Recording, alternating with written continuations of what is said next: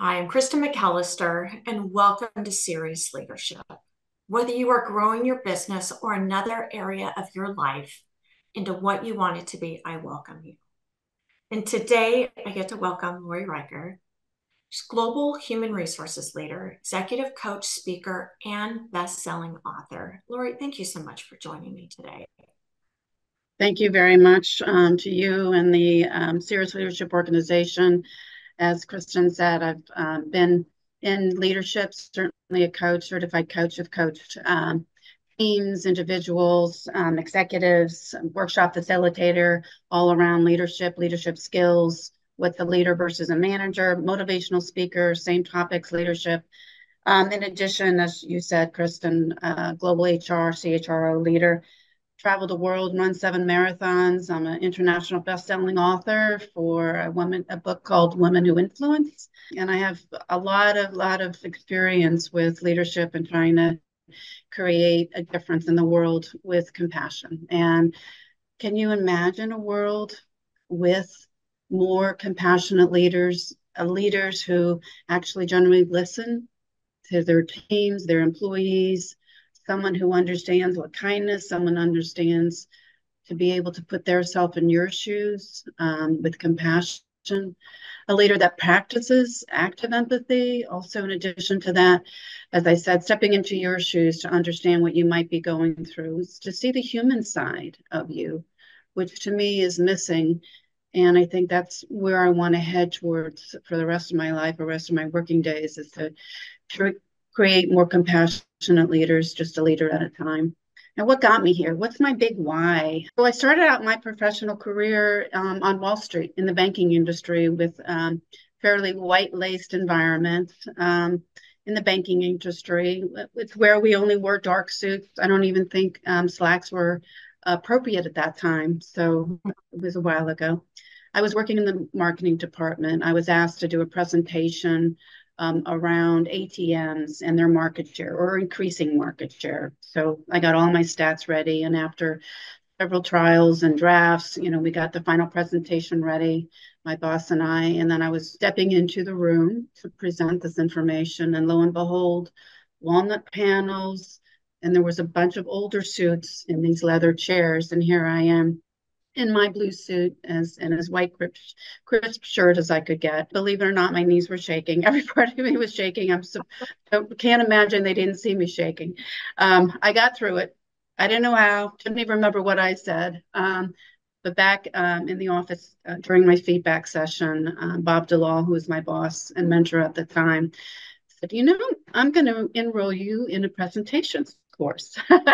So he didn't say anything negative. He just pointed to the positive. And so then that's where I kind of started my professional speaking, but just his care and compassion for me and empathy for the situation I was in is with me now. And then skip a few years ahead, again, introducing more of my why. I was introduced into the high tech world. And I came from New York wearing my blue suits and ready to charge and, create my path in the high tech world. I had a team of a few folks, had a few meetings. And then my direct boss came out and said, let's have some coffee, Laura. And I said, okay. So we sat and he let me know that my leadership style was abrasive. And it's like, ouch. And he had the most caring brown eyes of any person I knew. And he proceeded to provide a different perspective and provide opportunities for me to lead differently. And that pointed to empathy, care, providing positive feedback and all the things that imbibe leaders and certainly compassionate leaders. So again, keep learning on my learning journal. And then I thought I was pretty empathetic. I thought I was pretty well on my empathetic path. Susan, my sister, my Irish twin, my champion, was diagnosed with cancer at the age of 50, brain cancer. And I, came out to see her. I had my agenda of what I thought she'd like, to do. And, it was about a mile long. And, I got there and presented my agenda and looked up all these things that we could do together. And she looked at me and she said, Laurie, I just want to be with you. I want you to be with me. I don't want to do anything. So talk about a gift Susan gave to not only me, to us, is to really put me even further on my path of learning what empathy was, clearly being in someone else's shoes and just being present with her. And that's such a gift for all of us, really, to actively listen and be present with other, no matter who it is in your life. They can feel it. And it's such an honor for folks to be able to feel that presence of other. And then here I am, my journey, and I've done a lot of leadership workshops. I said, I just so passionate really about creating a world that has more leaders who are compassionate, that can make a difference in their world as well. There's a lot of characteristics that I strongly believe in that our leadership teams need in order to not just be aligned, but set the example for the rest of the organization. And it's always fun. I've got my 6 C's. And I put together, you've got clarity, consistency, communication, collaboration, conflict, and culture. And I love nothing more when someone is able to add something to that list. I may now have to make it the 7 C's because when you look at the leadership teams of tomorrow and leaders, the ability to have compassion and meet our teams and meet our employees where they are at and help them along the path versus standing up at the top and saying, figure it out, come on, meet me up here. What does that being a compassionate leader really look like in an organization? That's a great question. So, I think there's key characteristics of compassionate leaders. One of the things that I do in my workshops is to ask people, what's the leader you admire? Who do you admire and what are their characteristics? Invariably, the characteristics that they admire or that they want to adhere to is empathy, for sure. Mm, Certainly, self-awareness, being aware of your impact is greatly important for a compassionate leader. All of the other C's that you had for sure are there, but being able to be compassionate, as I said, but also to step in their shoes, being caring, also being able to active listening, wearing a coach's mindset. So mhm. switching on to a coach's mindset and all of those qualities of a coach, being transparent is very, very important. Also, being able to be as vulnerable as you can without spilling all of your details or your dirty laundry, so to speak. But I think that empathy, that certainly emotional intelligence, the EQ, and some of those traits are very, very important. And EQ is really the ability to step in in your team's shoes and also the world around you. So that EQ piece is very important. So when you had mentioned workshops and when you're called into organizations, what's usually going on where they say, let's have Lori come in and speak to our teams, or let's do a workshop. Is there some type of turmoil and you're helping to bring self-awareness and the steps to take it there, or maybe a little more proactive and preventative? So invariably, teams are misaligned. There's competing priorities. There's not clear understanding of the goal or the bullseye. Where are we headed? And I think, being able to align the teams with, the cultural competency that we're looking for. What do we want as a culture? So you go and, typically go in and assess where are we, where do we want to go, and how do we get there? And if we can align all of those things with the transparency and listing everybody in that process along the way, it's amazing to me, really being aligned with where we're headed. And then where do I fit? Where do I fit in that piece? Or what's my piece of that puzzle? Being, really clear with expectations of roles and so on and so forth. And again, that coaching mindset, the compassionate leadership of checking in. This is a change. We get it. It's okay. It's one step at a time, and we'll get there. With all your help, we'll get there. And giving people the kudos along the way of hard work and certainly challenging situations. So, I think it's really, really important to make sure people are aligned with the goal, as I said, have the processes in place, tools in place to help them get there, and making sure that the leaders are enlisted in the process so they can help the process along, and also, provide constructive feedback or positive feedback along the way. I want to dig in because alignment, sometimes we think that translates to agreement. How would you, especially in an organization where we are putting ourselves in others' shoes, we're meeting them where they're at, we have compassionate leaders. Um, how are we getting that alignment, even though we may not all agree on how to get there? And I've been in that situation quite a few times. I have not always agreed with where we're headed or with some of the decisions, but it's a business, and you have to consider, the leaders that are making these decisions have the best interests of the business in hand, and certainly of the employees. It's okay to not be totally aligned with where we're headed, but as a leader, you still have to kind of fake it till you make it, but not in a fake way, but make sure that you're enlisted as much as you can to where we're headed, and so that you can help everybody else along the way. Does that answer your question?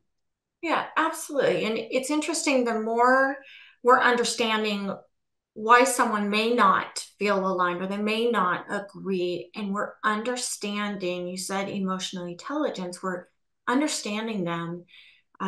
There's this a lot of talk right now on there's very little lines between personal lives and business lives, and we've got to understand the person in order to understand their role and how they fit into and how we care for them in the business. Um, how do you see that coming into play as leaders, where we've got to take responsibility for the business? We now really do also need to take responsibility or factor in, as a compassionate leader, what's going on with them personally. And I know that some leaders are conflicted about that. I believe, and stepping into that compassionate leadership role or wearing that hat, it's very important to see the person as a whole and understand that their personal life should be just as important as their business life, and that work-life balance. I know that's an overplayed meme, but it's really important. And I think as Yeah. leaders, we need to know where our teams are. If Laurie, is low in energy or not feeling well, then it's our jobs to be able to understand that, oh, and recognize that, and then be able to have those one-on-ones to understand, put yourself in their shoes, see what you can do to either help her or whatever she needs to do to help herself be as present as she can and being her best self at work. So I think it's very important to understand the personal part of human beings that you work with. It's really easy to say, oh, that person just has a low EQ. Don't worry about it. That's who they are. We're explaining away behaviors in a lot of ways nowadays. We're putting labels on them. As you look at the opportunity for someone to become and develop them into a more compassionate leader, what are some signs that you're looking for as you're doing these workshops or when you're brought in to say, I, I can see here, this training or this workshop is really going to help this individual or this team?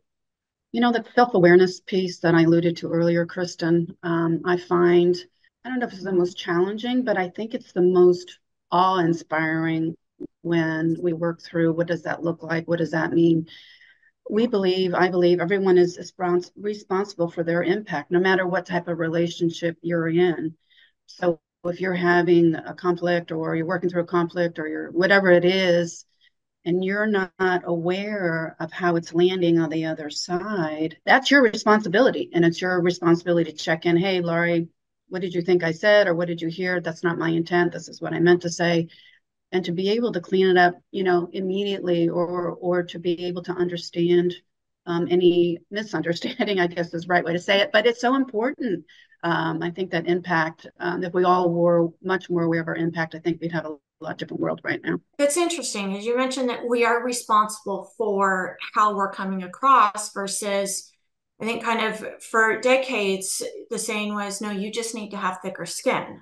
Yeah, I think, and I appreciate you saying that because I think, you know, as in my earlier career, I took the persona of my peers, which were fairly male dominated. And so, I lost that femininity, that certainly the empathy or some of the quote female traits, which I don't agree with nowadays, of course. But I think it's important to understand that having a caring mindset just creates so much difference, so much value in organizations.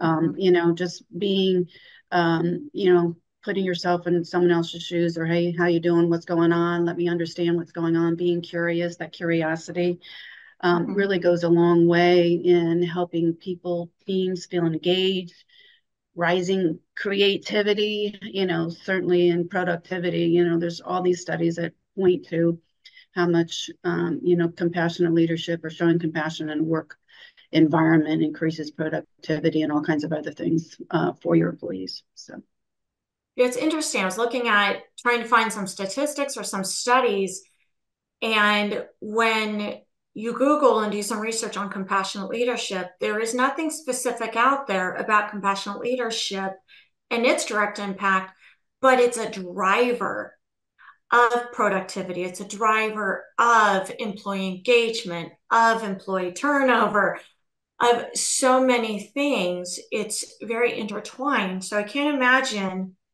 saying, I can't directly tie it. Why would I want to invest in this? Yet it can have an impact in just about any issue going on in an organization, and you can tie it back to that. yeah, I think we underestimate the value of compassion in our work, or I don't think we've understood the value. I have, because I've seen it. I mean, I've seen teams that are underperforming, be high performing teams. And that's because their manager has scheduled one-on-ones, does, fun things in Friday afternoons. And it's just the whole energy of the team is heightened. And that energy comes across to customers. And that's a huge impact that I don't think leaders are paying much attention to or as much aware of. So I love it that you can, by developing some of these skills, you're able to go from an underperforming to a high performing. And that really is a skill. How, from someone who has had to work at the emotional intelligence piece, no secret, how do you go about working with teams to develop that internally? Because you've got to not just be willing, you've got to be able, and plus you need to be willing. You've got to be aware of it and say, yes, this is something I want to work on. How do you go about developing those skills with them? yeah, that's a good point. So I think, practice, practice, practice. But, there's sort of assessments that we have in these leadership workshops that kind of helps people assess where they are, Mm-hmm. and understand, that, and it's not bad, good, or right, right? There's no scale of, oh my gosh. It's Mm-hmm. really self-awareness. And I think people begin to understand, how quickly they go through life without, taking a breath or taking a step back or being aware again of that impact, but just being aware of how they feel in their bodies. And, it's a huge indicator of being self-aware is what's going on in your body if you're upset, angry, happy, or whatever it is. So getting in tune with that, I think is really, really important. And that was a big one for me. I was not very early on, just shut myself off and really did not pay attention to my body, or even though I ran marathons and stuff, I was just on automatic pilot. But once I got more aware of, oh, this is how it feels, when I'm feeling hurt or whatever it is, and then you can be able to respond. But I think it's being aware of how it is in your body, and we work on that in these workshops. And it's a big aha moment for so many folks, so many folks. I love that you're talking about you're working on it individually first or with the self. I need to be self-aware. I need to become that in order to be able to help others or recognize it in others. And you talk about techniques for managing emotions in the workplace. because Yeah. Yeah. those are real Self, easy to come out in a lot of different ways. yeah. I mean, self-regulation, managing your emotions in a workplace is really important. Again, that self-awareness, understanding your impact, I think are tools. I think those are really good tools.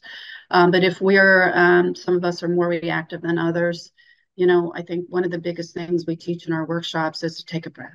That immediately brings you back to center, brings you back to calm, brings you back and gives you a minute to think about what you want to say next or not say next, or, excuse me, I need to take a break. It's okay to take a pause. That's another great tool that we talk about in our workshops, is taking pauses. And that is in any relationship. So I think it's, that being self-aware, understanding your impact, once we take a breath or take a break, take a pause, then come back to where we were, where we're at, to make sure that we're much more clearer on what we want to say or what we want our impact to be.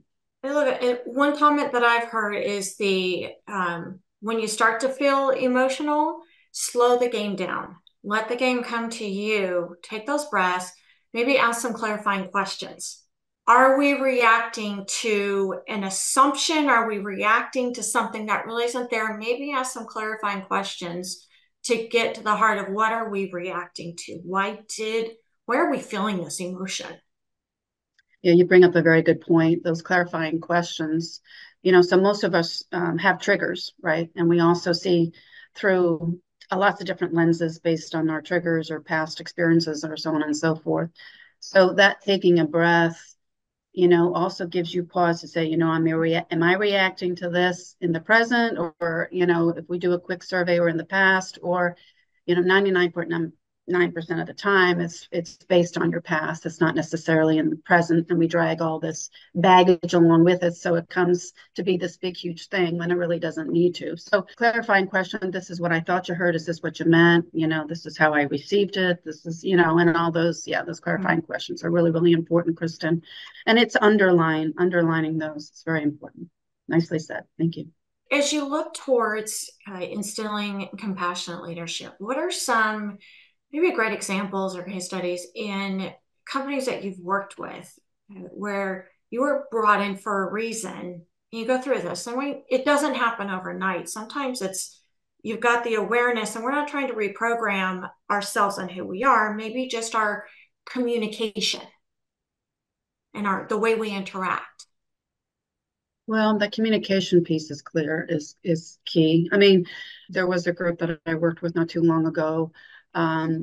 Couple that one team just had competing priorities with its team leaders. They weren't getting as much work done, because they were some infighting, and so they were definitely high IQ, middle EQ, I would say, but just not, I would say not performing at their level, because they felt egos were in the way, I should be doing this. And so clearly, where I always point to teams is, where are we headed? Where do you think we're headed? Where do you, and invariably, if we do it on flip charts or journals, whatever, everyone thinks we're headed in a different direction. If we get clear on that direction, and then we can work as a team, all right, then how do we get there? And including and listing the team for the solution is huge. I don't have all the answers. The managers, leaders don't have all the answers, but let's work together, figure out, this is where we're headed. How do we get there, and what do we need to get there, and work as a team to get there. And it brings that performance level up, much more enthusiasm. They feel part of the solution. We're not dictating, we're not throwing things at them to do. And they solve their own problems, and they begin, starting collaborating a lot more, reaching across the aisles to other teams. It's, it really works. I want to tie it back to a story you had at the very beginning where something wasn't going right for you in the workplace. And the individual who was responsible for your development, for your work product, didn't come across to you and say, this was wrong. They didn't shame you. They didn't criticize you. Instead, he came off with, let's develop this a little more. Let's enhance, let's improve. What are some other ways that, as a compassionate leader, as I see opportunities for others to improve, or They do make a mistake. We're human. What are some thoughts for how a compassionate leader does respond and does develop those Yeah, around them? it's a great question. So first of all, if anyone makes an error, mistake, or whatever, it's not their error, it's our error. So it's not you, it's us, it's we. So if we take the ownership that it's all of us working together and it's, you did this, we take that out of the equation, Mhm. just allows that person to take a breath, and okay, I'm not in trouble here. I'm not on the hot seat. And that's what, Michael Plana did with me, really helped me, and then this is what I saw, this is where I think we could go or you could go. How do you think we could get there? What were your thoughts? What did you think you did well? What do you think you'd like to improve? And how would you like to improve it? What are your thoughts? I say it's a coaching mindset. It is because it's how do we work together, to solve the problem or to create better solutions or more solutions. I believe that, you have the answers. We've hired you for a reason and you have the best answers. So let me tap into your wealth of knowledge, information, skills, experience to help solve whatever we need to solve together. Do you ever get I absolutely love that because you're building them up. You're building up that confident level and you're giving them a safe place to then share. Is there that opportunity to say, what are the roadblocks? What's keeping you from being able to do this? That's a great question. And I always encourage teams to provide feedback for their leadership, not just receive leadership, but also what am I doing right? What am I doing wrong? Am I communicating with you well? What do you need to be successful? Yeah, what challenges in the way? What roadblocks can I help you, knock down, solve? Yeah, whatever's in the way, let me understand so we can help you be successful. And I use, be successful. And I encourage all teams to have one-on-ones with everyone on their team. I don't care if you have 50. It's really important to have that personal relationship, as you alluded to earlier, really get to know the people. If you get to know who they are, and they start trusting you, it's easier. It's all the way around, but you can only do that by building a rapport with them, which helps, and being transparent, being vulnerable. Gosh, Kristen, God, I remember when I did something like that, being vulnerable, letting them know that you make mistakes too. You're not up on this pedestal anywhere. And I think it just helps break walls down and invite a lot more creativity and solutions to be solved. I love that they getting to know them. I once had a leader say, "We need this department to get to know that department because when something's wrong, it's real easy to say accounting messed up. But if you get to know Lori, Kristen, and Joe in accounting, it becomes harder to point the finger and say Lori, Joe, or Kristen messed up. It much easier to pick up the phone and say this happened. What happened here? How do we figure this out? They're now people versus entities. It's true, Kristen. And, I try in anything that we do is to let people know like the big picture and all the pieces and that you're all part of the solution. It's not accounting that does more, it's not the sales that do more, but without all of us as a whole, we can't move this ship forward or we can't right the ship or wherever we want to head as our target. Yeah, that's really important. What advice would you give for either an owner or someone on the leadership team that's looking around saying, what you're describing right now, Laura, is definitely not my organization. What would be some initial steps or advice you'd give them? So, I mean, I think that's a good question. So, what I heard you say is if I, came across a leader who said, this is not the way I run my organization. So I said, I would point out to him, what happens, what it's costing him when he doesn't provide more opportunities for empathy or working together or collaboration or understanding. people as people. And then there's a lot of cost to that. The retention rates are usually a lot lower. It's the productivity is a lot lower if you don't have engaged teams, that people that feel cared about. It's not that hard. It's not that hard to reach across the aisle and say, Kristen, hi, how you doing today? What can I do? You got anything you need? It's not that hard. And looking at from the perspective of looking around, I've noticed some issues. I can see that there's some problems. And what Laura's talking about right now, I think that would make a difference. I've got some awareness, knowledge is power. I've got some awareness where maybe some of the conflict that I'm having in my organization is going on. I'd like to instill more compassionate leadership. I don't necessarily want to walk up to someone and say, you need a higher EQ. However, saying, we're going to work on developing this leadership skill of compassion. What would be some initial steps towards that? Well, I think initially you really have to understand where your organization is. What are their beliefs? What are their values?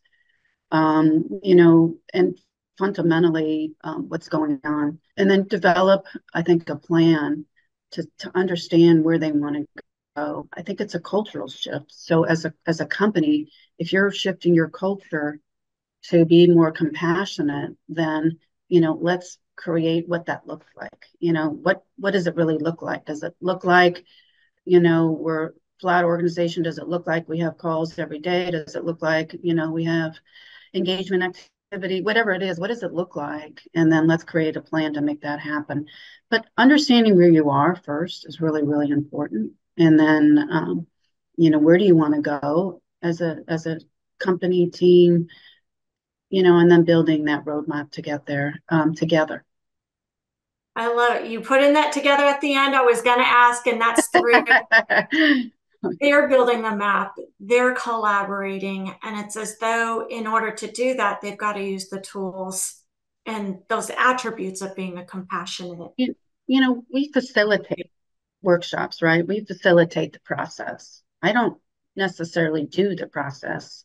I give, as you said, the teams the tools, the know-how to build the process, to exercises to feel comfortable, to work together, and that takes a while. That doesn't happen overnight. But that engagement, the interactivity in workshops or whatever you do to help people feel comfortable to work together, to build, to throw down those walls, to be able to reach across the aisle, to see Laurie as a person, to see Laurie, oh my gosh, Laurie had a sister, I didn't even know that, all those things creates, I think, the understanding or the ability to start trusting each other, that we got each other's back and that we can make things happen in a much more productive way. I love it. Thank you so much, Lori. You've given me a lot to think about, to be aware of, and so many tools to be able to share. I always learn something, and I've certainly learned a lot today. Thank you so much for Oh, sharing thank your you. and your expertise. Oh, thank you so much. Really appreciate being here with you, and certainly make a difference, be compassionate. And I think it's important to think well and to lead well and to be well. So thank you. Thank you. I could not have said it better, and Thank that you. is compassionate leadership. Thank you so much, Lori. Thank you.